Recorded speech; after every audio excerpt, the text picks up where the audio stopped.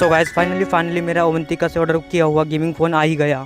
तो चलिए फटाफट से इसकी अनबॉक्सिंग करते हैं। सबसे पहले मैं आपको दिखाता हूँ अवंतिका की पन्नी यानी पॉलीएथीन की क्वालिटी काफ़ी मस्त मजबूत कड़क है, बिल्कुल आपकी तरह। इसके बाद बिना देरी किए करते हैं बॉक्स की अनबॉक्सिंग। बॉक्स ओपन करने के बाद मेरे को मिलता है अवंतिका का बिल।